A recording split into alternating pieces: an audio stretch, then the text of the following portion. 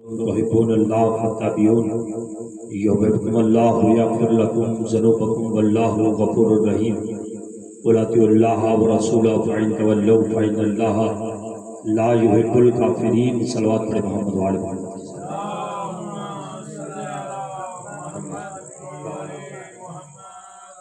صلوات کا پڑھنا بہت بڑی بات ہے، مل کے بوازی بلند کر صلوات۔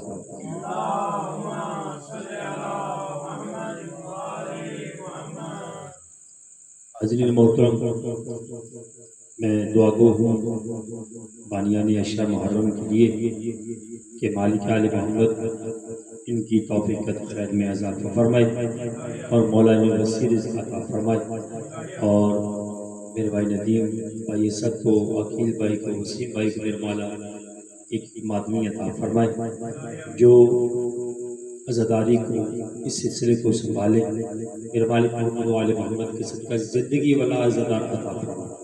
میرا مالک محمد و آل محمد کے صدقہ سے جو اخراجات اس ایام اعظام میں جو کر رہے ہیں، میرا مالک محمد و آل محمد کے صدقہ سے ان اخراجات کی بابت برکت سے میرا مالک نے اتنا رزق عطا فرما کہ زندگی میں ذکر حسین میں دوبارہ خرچ کر سکے۔ میرا مالک محمد و آل محمد کے صدقہ سے جتنے یہاں حاضرین تشریف فرما ہے، جو جس نیت سے آیا ہے، میرا مالک نے ان نیتوں کے مطابق اجر عظیم عطا فرمائے۔ آپ محمد و آل محمد پہ بلند صلوات پڑھیں تاکہ ہماری دعائیں مستجاب ہوں۔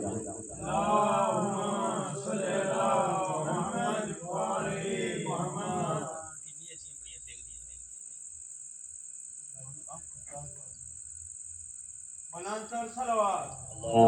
صلی علی محمد۔ حضرت محترم، آج محرم کی 4 تاریخ ہے، اور ذکر یہ ہے کہ یہ ذکر انسانوں کا محتاج نہیں ہے۔ تھوڑا قریب آ جائے تاکہ ذرا مجلس کا ماحول بن جائے۔ آج قریب آ جائے، مہربانی آپ کو۔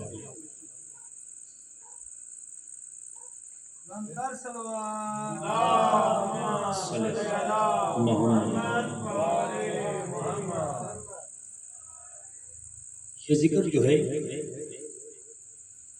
انسانوں کا محتاج نہیں ہے کہ لوگ اس میں آئیں بیٹھیں تو تب ہی ذکر کریں گے، پڑھنے والا تب ہی پڑھے گا۔ آپ چاہے جتنی دیر آئیں، جب آپ نے 8 بجے کا اعلان کر دیا، کوئی آئے نہ آئے، میں نے پہلے بھی کہا ہے 14 ضرور آتے، 14 ضرور سننے کے لیے بیٹھ جاتے ہیں۔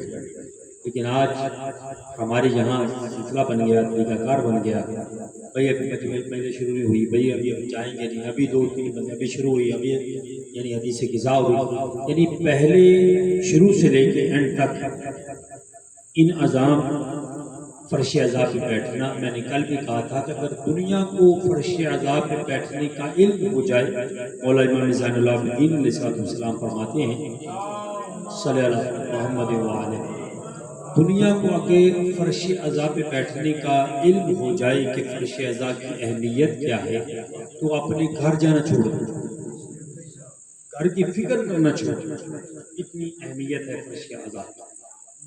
ہم نے جس موضوع پہ گفتگو کا یعنی یکم محرم سے آغاز کیا تھا، ہمارا موضوع گفتگو ہے کہ اطاعت رسول کو ہم سمجھیں گے اور اس پہ ہم چلنے کی کوشش کریں گے، اور چلنا کی کوشش نہیں کریں بلکہ قرآن کہتا ہے کہ نبی کی اطاعت کرنا واجب ہے۔ جو میرا رسول تمہیں دے اسے تم لے لو، جس سے میرا رسول تمہیں منع کر دے اس سے تم رک جاؤ۔ کسی کو یہ اختیار، کسی کو یہ حق حاصل نہیں ہے کہ وہ دین میں اپنی من مرضی۔ جب اللہ کا قرآن کہتا ہے کہ میرا نبی جو دے تم نے اسے لے لو، جس سے میرا نبی منع کر دے اس سے تم نے رک جاؤ۔ اب یا اطاعت اللہ کی ہے، یا اطاعت رسول کی ہے، یا اطاعت اولو الامر کی ہے، یعنی آل محمد کی اطاعت ہے۔ اب اگر رسول اللہ کی اطاعت کو سمجھنا ہے تو مجھے رسول اللہ کی اطاعت کو سمجھانے کے لیے پہلے محمد سے آخری محمد تک جانا پڑے۔ متوجہ ہے نا جناب؟ پہلے محمد سے آخری محمد تک جانا پڑے گا، مجھے کوئی نہ کوئی محمد اٹھا کے بتانا پڑے گا کہ کسی محمد نے بھی پہلے محمد کی اطاعت میں ذرا سا بھی فرق نہیں کیا۔ جو پہلے نے کہا وہی آخری میں کہا، ایک لمحے کے بھی اطاعت میں فرق نہیں۔ جیسے قرآن کہتا ہے اللہ شیء احصیناہ فی امام مبین، کہ ہم نے ہر شے کا علم جو ہے وہ امام مبین کو دے دیا۔ اب امام کو وہی مانے گا جو پہلے نبی کو مانتا ہوگا۔ یا خاموشی اختیار کرنا چاہتے امام کو وہی مانے گا جو نبی مانتا ہو، علی کو وہی مانے گا جو رسول اللہ کی رسالت کا اقرار کرتا ہو۔ اب قرآن کہتا ہے کہ ہم نے ہر شے کا علم جو ہے وہ امام مبین کو دے دیا، یعنی کوئی ایسی چیز نہیں ہے کہ جس کا علم میرے امام کو نہ ہو، یعنی دنیا میں کوئی ایسی چیز نہیں جس کا علم میرے امام کے پاس نہ ہو، یا جس کا علم میرے نبی کے پاس نہ ہو۔ ہر چیز کا علم میرے نبی کے پاس ہے، ہر چیز کا علم میرے امام کے پاس ہے۔ اب محمد مصطفیٰ سے لے کر حجت دوران تک کوئی ایسی حجت نہیں ہے جسے اس دور کی حکومت نے رشتے کی پیشکش نہ کی ہو۔ متوجہ رہنا جناب، رشتے کی پیشکش نہ کی ہو۔ اب مجھے نہیں پتا کہ رشتے کی پیشکش کیوں کی گئی، البتہ مجھے اتنا پتا ہے کہ جب ابراہیم اسماعیل کو لے کے اللہ کی راہ میں قربان کرنے جا رہا تھا، راستے میں شیطان مل گیا، اس نے کہا کہاں جا رہے ہو؟ کہا میں اپنے بیٹے کو اللہ کی راہ میں قربان کرنے جا رہا ہوں۔ یہ متوجہ رہنا جناب، سر ہلانے کی ضرورت نہیں، زبان ہلانے کی ضرورت ہے۔ کہا میں اپنے بیٹے کو اسد بھائی اللہ کی راہ میں قربان کرنے جا رہا ہوں۔ کہا اگر تو اپنے بیٹے کو اللہ کی راہ میں قربان کرے گا پھر تجھے ملے گا کیا؟ اب تھوڑا سا بلند ہونے پڑے گا، میں جملہ کہنے لگا۔ ندیم بھائی اس نے کہا جب آپ اللہ کی راہ میں بیٹے کو قربان کریں گے پھر تجھے ملے گا کیا؟ اس نے کہا پھر مجھے امامت ملے گی۔ اب جملہ میں کہنے لگا پھر مجھے امامت ملے گی۔ صلوات پڑھیں محمد والے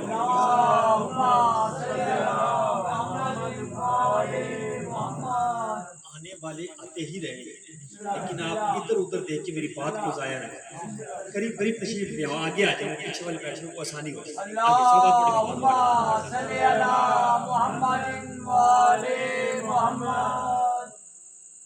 کہا پھر تجھے ملے گا کیا؟ اس نے کہا پھر مجھے امامت ملے گی۔ بھئی پتہ چلا امامت کے لیے بیٹے دینے پڑتے ہیں، بیٹیاں نہیں دی جاتی۔ امامت کے لیے بیٹوں کو قربان پڑتا، پھر بیٹے قربان کرو گے پھر امامت ملتی۔ یہی ہوا مامون کے ساتھ۔ کل ہماری بات ہو رہی تھی بھائی مولا رضا کی، یعنی بات یہ ہو رہی تھی کہ اولاد جو ہے مولا رضا کی دیوار ہے، دیوار شفا، جہاں سے شفا بھی ملتی ہے اور بے اولادوں کو اولاد بھی ملتی ہے۔ جو جس نیت سے جاتا ہے اس مالک کا، آپ پاکستان میں بیٹھ کے بھی اپنی نیت کو مولا امام زمانہ علیہ السلام کے سامنے، اور یہ فرمان ہے مولا امام زمانہ کا کہ جب آپ مصلی پہ بیٹھو 2 رکعت نماز ادا کرو پھر میرے ساتھ سرگوشیاں کرو، میں تمہاری باتوں کو سنتا ہوں، مجھ سے ایسے باتیں کرو جیسے ایک باپ اپنے بیٹے سے کرتا ہے، ایسے سرگوشیاں مجھ سے کرو، میں تمہاری ساری سرگوشیاں سنتا ہوں، مجھے اپنی باتیں بتاؤ۔ ہمارا وقت کا امام حاضر ہے نا، موجود ہے، ہمارا عقیدہ ہے، بولو صحیح، اسے سمجھ آتی ہے، وقت کا امام موجود ہے، ہمارے اعمال سے باخبر ہے، ہم کرتے کیا ہیں، ہم سوچتے کیا ہیں، لیکن ہمارے امام کو ایک ذرہ بھی ہم سے باخبر نہیں، ہمیں جانتے ہیں ہمارے امام، کہ ہم کر گیا. اگر امام کی اطاعت ہے یا نبی کی اطاعت کو ہم نے سمجھنا ہے تو پہلے امام کی سیرت پہ چلنا ہوگا، پھر نبی کی سیرت پہ چلنا ہوگا، پھر اطاعت سمجھ آئے. اب امامت کے لیے آپ کو بیٹے دینے پڑتے ہیں، بیٹیاں نہیں دی جاتی. یہی ہوا مامون کے ساتھ. اس نے کہا یار میں شیعوں کے امام رضا کو قتل کرنا چاہتا ہوں. اب اس نے کلمہ پڑھا تھا لیکن نبی کی اطاعت نہیں کی تھی. توجہ کرنا ذرا ہوتا. اگر اس نے اطاعت کی ہوتی تو جرت نہ ہوتی کہ میں مولانا رضا کو قتل کروں، کیونکہ اطاعت نہیں کی. قرآن کہتا ہے کہ اطاعت کرو نبی کی، اطاعت کرو اولی الامر کی. اگر اطاعت کرتے تو پھر میرے مولا کو قتل کرنے کی کوشش نہ کرتے. اس نے کہا یار میں شیعوں کے امام رضا کو قتل کرنا چاہتا ہوں، مجھے کوئی ایسا طریقہ بتاؤ کہ میرا نام بھی نہ آئے اور کام بھی ہو جائے. اس نے کہا یار یہ کون سی بڑی بات ہے. اب سب لوگوں کی توجہ میری جانب ہونی چاہیے. صلوات پڑھیں محمد والے محمد. پھر بھی صلوات پڑھیں محمد والے محمد. اللہم صلی علی محمد وآل محمد. صلوات پڑھیں پھر بھی محمد. اللہم صلی علی محمد وآل محمد. پھر بھی صلوات پڑھیں محمد والے. اللہم صلی علی محمد وآل محمد. سرکار میں شیعوں کے امام رضا کو قتل کرنا چاہتا ہوں. کلمہ پڑھا، نمازیں پڑھی، قرآن کی تلاوت کی، لیکن اطاعت نبی نہ کی. اگر اطاعت رسول کر لیتا، اطاعت نبی کر لیتا، پھر جرت ہی نہ کرتا امام کو قتل کرنے. اس نے کہا میں شیعوں کے امام رضا کو قتل کرنا چاہتا ہوں، مجھے کوئی ایسا طریقہ بتاؤ کہ میرا نام بھی نہ آئے اور کام بھی ہو جائے. اس نے کہا یار یہ کون سی بڑی بات ہے. آپ ایسے کرو، افریقہ کے جنگلات سے 40 شیر منگاؤ، انہیں 8-10 دن بھوکا رکھو. بھوکا رکھنے کے بعد پھر شیعوں کے مولا کو بلاؤ. جب شیعوں کے مولا آئیں گے پھر چڑیا گھر کا دروازہ کھول دینا. اب میں جملہ کہنا چاہتا ہوں اگر آپ سمجھ گئے. پھر چڑیا گھر کا دروازہ کھول دینا. اب درندوں کو کیا پتا کہ امام کون ہے؟ اب درندوں کو کیا پتا کہ امام کون ہے؟ جسے امام کا پتہ نہ ہو وہ درندہ ہوتا ہے. سلامت رہے آپ. جسے امام کا پتہ نہ ہو وہ درندہ ہوتا ہے. مولا غریق رحمت کرے مولانا اظہر حسن زیدی صاحب، ان سے وہ کہا کرتے تھے کہ جب مولا کے پاس انہیں جا کہا مولا میں شیر خریدنا چاہتا ہوں، ان میں سے دیکھ کے بتا دیجئے کس کی نسل ٹھیک ہے.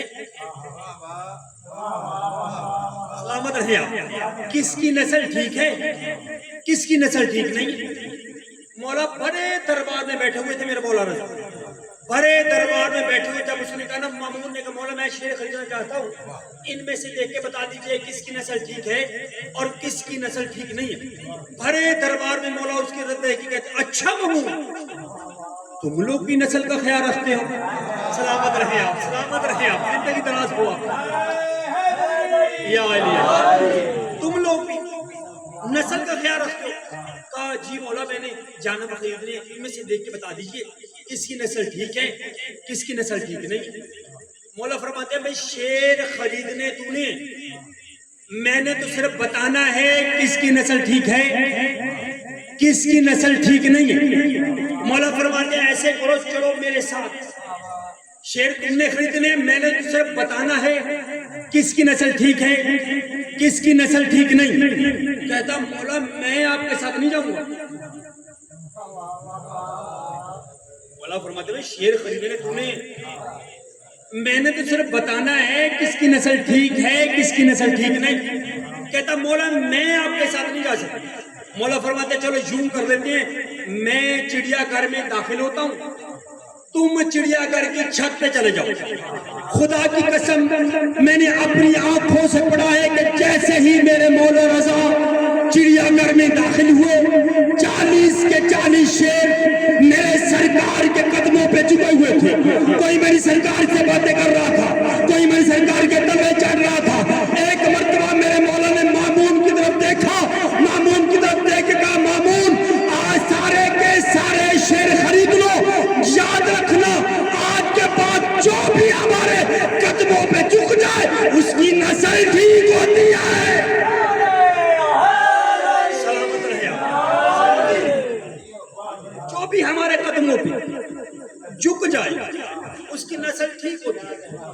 जब मौला ने कहा ये देख लो सारे शेर हमारे कदमों पे झुके हुए, तब मौला बड़ा अजीब लग रहा है कि ये जानवर, ये दरिंदे आपके कदमों पे झुके हुए। मौला फरमाते तू जानता नहीं है मैं कौन हूं। सलामत रहे आप, जिंदगी हो आपकी। तू जानता नहीं है मैं कौन हूं। हक ने बना दिया हमें कायम मकाम क्यों, रखा है हमारे हाथ पे सारी कायनात का निजाम क्यों। अगर तू कहे तो मैं इन शेरों को ज़बानें अता करूं, ये जायली मदद न कहे तो मैं इमाम ही क्यों।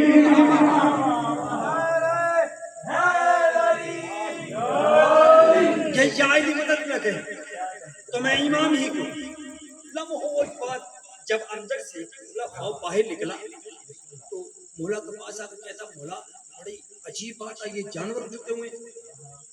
मौला फरमाते तू हमारे पास आ जा, जितनी देर तू हमारे पास बैठा रहेगा ये तुझे कुछ नहीं कहेंगे। और याद रखना तारीख के बड़े बड़े मुजरिम हमारे पास बैठने की वजह से बचते रहे। हमारे पास बैठा रहा, जब तक तू हमारे पास बैठा रहेगा ये तुझे कुछ नहीं कहेगा। ऐसे मेरे मौला का दरबार लगा हुआ था। मैंने आयत ना बोला जो मैंने जिस मौजू शुरू किया कि अगर लोग ला इलाहा इल्लल्लाह मुहम्मद रसूलुल्लाह पढ़ लेते, अगर इताअत नबी कर लेते तो कभी भी किसी भी वक्त के इमाम को मारने की जरूरत न करते, वो चाहे पहला मोहम्मद हो चाहे वो आखिरी मोहम्मद। ऐसे मौला रजा का दरबार लगा हुआ और मौला के पास एक भूखा एक फकीर आया, जो हम कल बात कर रहे थे बैठे हुए। रीम भाई जब मौला के पास भूखा आया उसने कहा, मौला मुझे भूख लगी है, मुझे कुछ खाने के लिए चाहिए। बात हमारी हो रही थी कि वसीम भाई अज़ादारों की खिदमत कर रहे हैं, हम सब बैठे हुए थे, ज़ाकिरीन की खिदमत कर रहे हैं, अपना पूरा घर खाली किया, पूरा घर जो है खाली किया जिक्र हुसैन के नाम, यानी इस पे हमारी बात हो रही थी। चलते चलते मौला रजा पे भी आ गया, यानी किस कदर करीमी है आले मोहम्मद। जब मौला के दरबार में भूखा आया, मौला मुझे भूख लगी, मुझे कुछ खाने के लिए चाहिए। थोड़ा सा बुलंद होना पड़ेगा, मौला मुझे कुछ खाने के लिए चाहिए। मौला फरमाया वो सामने मेरी जूती पड़ी है, ले जा।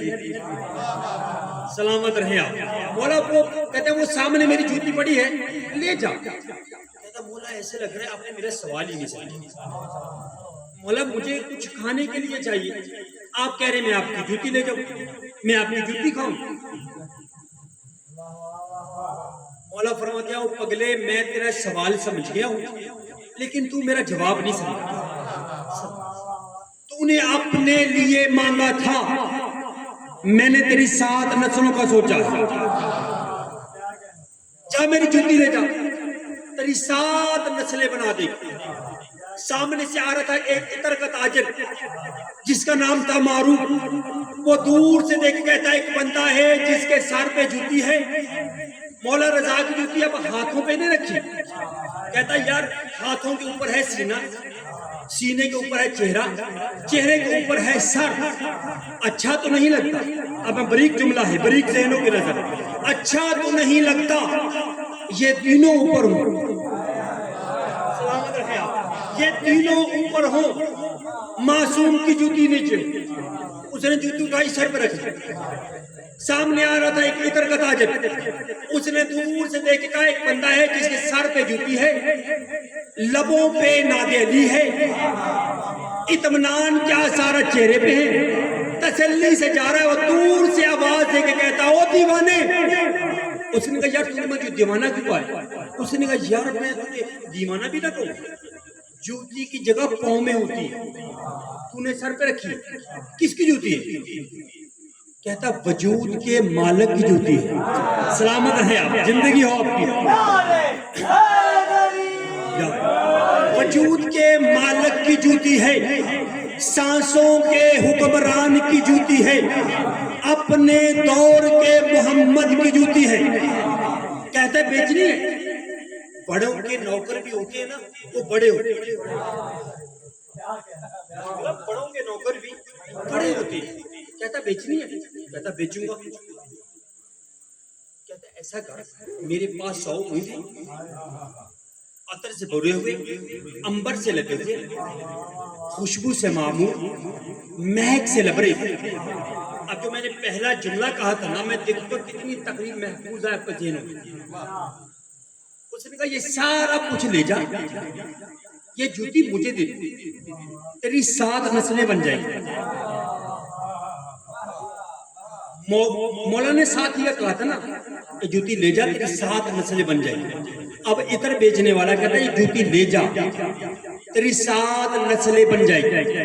اب جیسے جوتی لی نا, اب اس نے ایک جوتی میں دھاگا ڈال کے اس کان سے باندھا ہوا, ایک اس کان سے باندھا ہوا, سیدھا مولا رضا کے دربار. مولا بیٹھے ہوئے تھے اپنے نوکروں کے ساتھ. دور سے مولا اسے دیکھ کہتے ہیں وہ دیکھو سامنے مال پرانا ہے, تاجر نیا آ گیا. سلامت رہے آپ, زندگی دراز ہو. مال پرانا ہے, تاجر نیا آ گیا. مولا نے جیسے ہی جوتی کو دیکھا, میں جملہ کہنے لگا ضائع ہو گیا, میرا دل خون کیا شروع ہوا. جیسے جوتی سامنے آئی, مولا نے جوتی کو دیکھا, آ گئی ہے تو. سلامت رہے, آ گئی ہے تو رزق تقسیم کر کے, آ گئی ہے تو رزق تقسیم کر کے. اب اس نے کیا کیا, جوتی کو ڈال دیا دھاگا. مولا کے کان میں, اپنے کان میں ادھر باندھا ہوا ہے. کرتا کیا. اب دیکھیے اکثر دربار میں ہم کسی پہ جائیں نا, تو ملنگوں کا کام یہ ہوتا ہے کہ یا جھاڑو دیتے یا آنے والوں کو پانی پلا. اب معروف کی ڈیوٹی بھی یہی, میں اطاعت رسول سے باہر نہیں گیا, میں لاؤں اسی پہ آیا ہوں. اس نے کہا مولا اب 2 کام کرتا ہے, یا پانی پلا رہا ہے یا جھاڑو دے رہا ہے. ایسے یہ بصرہ میں مومنوں کی بستی تھی, اس میں سیلاب آ گیا. وہ سارے اکٹھے. اس نے کہا آپ کیا کریں. اس نے کہا جو پانی جس کی دادی کا حق ہے نا, اس کی منت کرو, یہ سیلاب ختم ہو جائے. اس نے کہا وہ خراسان میں رہتا ہے, اس کے پاس چلے جاؤ. وہ سارے اکٹھے ہو کے میرے مولا رضا کے دربار میں آئے. جب مولا رضا کے دربار میں آئے نا, تو مولا رضا نہ ملا, معروف مل گیا. معروف سے کہا بھئی ہمیں مولا رضا سے ملنا بہت ضروری ہے, ہم بہت دور سے آئے. اس نے کہا مولا رضا آپ سے مل نہیں سکتے. اب میں نے جملہ کہنا ہے, میں دیکھوں گا کتنا بلند ہے آپ کی معرفت. کہا مولا رضا آپ سے مل سکتے ہی نہیں. اس نے کہا مولا رضا سے کیوں نہیں ملیں گے, ہم اتنی دور سے مولا سے ملنے کے لیے آئے. کہنے لگا مولا کے پاس اس وقت کچھ ملک, کچھ نبی. سمجھیے دیدن محترم, مولا کے پاس اس وقت کچھ ملک, کچھ نبی آگے سبھی. مولا انہیں تعلیم دینے میں مصروف ہے. سلامت رہے آپ. مولا کے پاس کچھ ملک, کچھ نبی, مولا ابھی انہیں تعلیم دینے میں مصروف ہیں. اس نے کہا مولا ہم سے کیوں نہیں ملیں گے. نہیں کہا تمہیں پتہ نہیں بتانے دیا کہ مولا آپ سے مل سکتے ہی نہیں. معروف نے جملہ تھا. معروف کہتے ہیں مولا آپ سے اس لیے نہیں مل سکتے, جس کے عقیدے میں کمزوری ہو نا, اسے مولا ملا نہیں کرتا. سلامت رہے آپ. اس نے کہا ہمارے عقیدے میں کیا کمزوری ہے, ہم بصرہ سے یہاں مدد لینے کے لیے آئے. اس نے کہا یہی تو کمزوری ہے, بصرہ سے یہاں کیوں آئے ہو, وہاں کیوں نہیں بلا لیا. سلامت رہے آپ. کیا وہاں بلاتے تو مولا وہاں نہ آتے. اس نے کہا بھائی اب تو ہم آ گئے, آپ کی بڑی مہربانی, ہمیں مولا سے ملا دو. معروف کہتا مولا آپ سے مل نہیں سکتے. اس نے کہا اگر مولا ملیں گے نہیں تو ہماری مشکل آسان کیسے ہوگی. معروف کہتا جتنی تیزی سے پانی آ رہا ہے نا آپ کے علاقے میں, پانی کے 5 قدم کے فاصلے پہ کھڑے ہو, کھڑے ہونے کے بعد یہ کہنا، معروف کہتا ہے تجھے میرے سر کا واسطہ واپس چلا جائے. میں نے جملہ کر دیا تھا. معروف کہتا ہے تجھے میرے سر کا واسطہ واپس چلا جائے. ان میں سے فوراً ایک بندہ بولا، اس نے کہا کیا ہے ایسا آپ کے سر میں؟ کبھی آپ کہتے ہو آپ کا عقیدہ ٹھیک نہیں، کبھی آپ کہتے ہو کہ پانی کو میرے سر کا واسطہ دو. معروف کہتا ہے جب سے میں نے مولا کی جوتی اپنے سر پہ رکھی ہے نا، اس وقت سے میرا سر سر ہو گیا ہے. مولا سلامت رکھے. اس وقت سے میرا سر ہو گیا. انہوں نے جا کے معروف کے سر کا واسطہ دیا تو فوراً پانی واپس چلا گیا. جب پانی واپس گیا انہوں نے پھر اپنے بزرگ سے پوچھا آپ کیا کریں؟ انہوں نے کہا ایسا کرو، کچھ کپڑے کچھ مٹھائیاں خریدو اور سیدھے مولا رضا کی طرف آئے. کیسا اتفاق تھا، پہلے آئے تو مولا رضا نہ ملے، اب آئے تو معروف نہ ملے. مولا رضا مل گئے.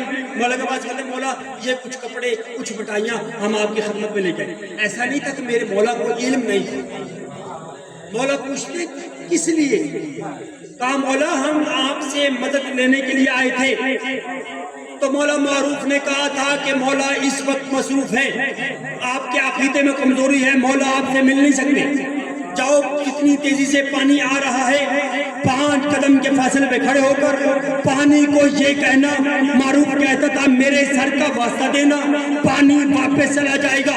مولا کہتا ہے معروف نے یہ کہا تھا کہ 5 قدم کے فاصلے پہ کھڑے ہو کر پانی کو میرے سر کا واسطہ دینا، پانی واپس چلا جائے گا. مولا یہ معروف نے کہا تھا. میرے مولا جلال میں آگے کہتے ہیں معروف کو دربار میں لاؤ. معروف دربار میں آ گیا. مولا کہتے ہیں معروف تو نے یہ کہا تھا کہ 5 قدم کے فاصلے پہ کھڑے ہو کر پانی کو میرے سر کا واسطہ دو. جی مولا میں نے کہا تھا. مولا کہتا ہے معروف آج کے بعد تو نے چھوٹے چھوٹے کام نہیں کرنے. مولا چھوٹے چھوٹے کام نہیں کرنے.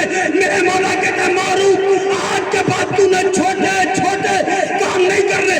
کہتا مولا اگر چھوٹے چھوٹے کام نہیں کروں گا مجھے پتا کیسے چلے گا میرے سر کی قیمت کیا ہے؟ میرے مولا جلال میں آ کے کہتا معروف اگر تو نے اپنے سر کی قیمت کو دیکھنا ہو تو پھر فرض سے عرش کو آواز دے. اگر تیرے کہنے پر عرش زمین پہ نہ اترا ہے ہمارے جوتے اٹھانے کا کیا فائدہ؟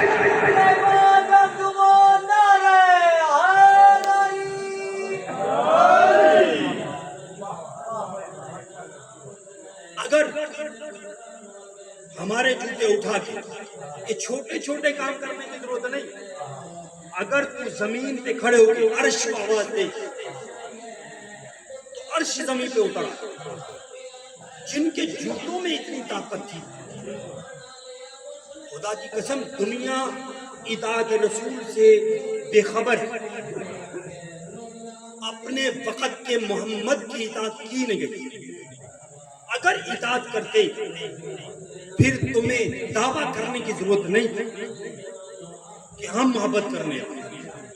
یحببکم اللہ، وہ خود تم سے محبت کریں. آج وہ اللہ اللہ اللہ کی آوازیں لگاتے ہیں. اللہ اس وقت تک کچھ نہیں کہتا جب تک آپ اس کے نبی کو نہیں مانو گے.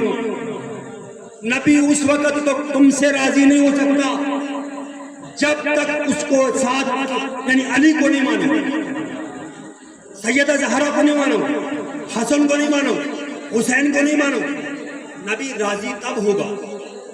خدا کی قسم یہ نمازی آج کسی حسینی نمازی ہونے کا ثبوت نہیں دینا چاہیے کہ میں نمازی ہوں، بلکہ نمازی کو حسینی ہونے کا ثبوت دینا چاہیے کہ میں حسینی ہوں.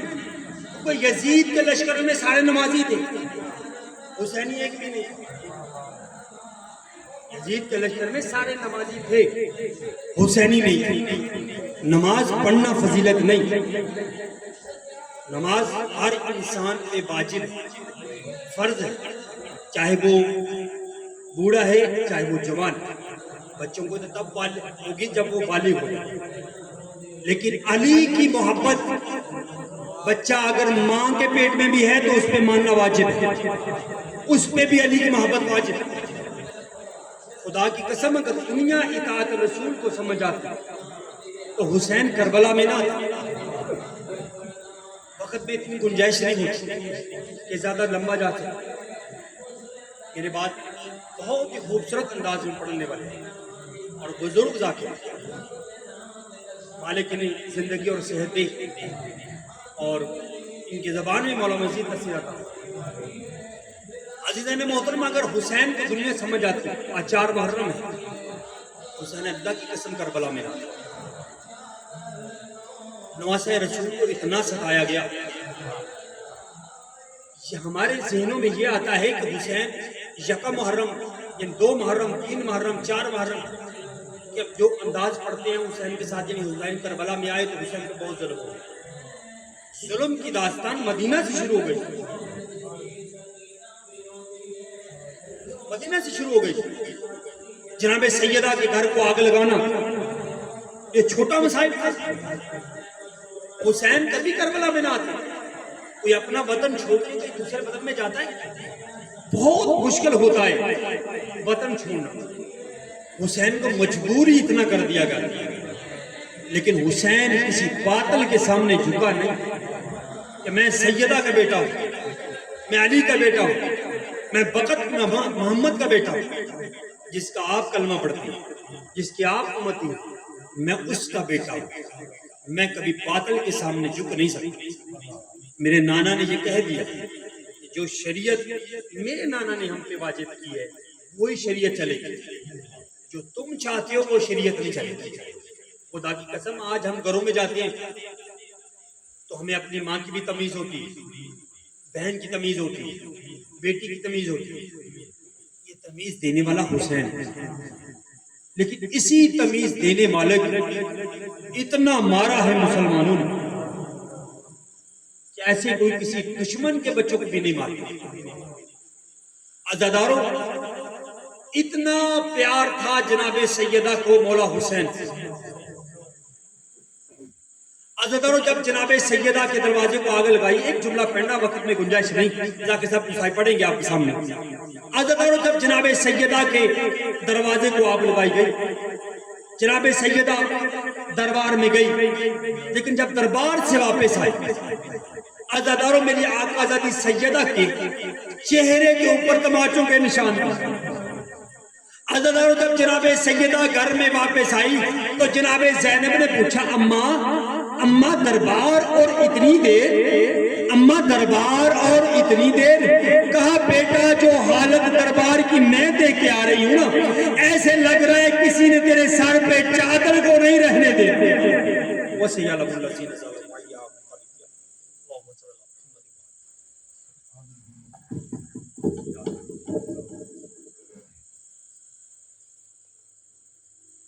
بلندتر صلوات. اللہم صلی علی محمد. شاہ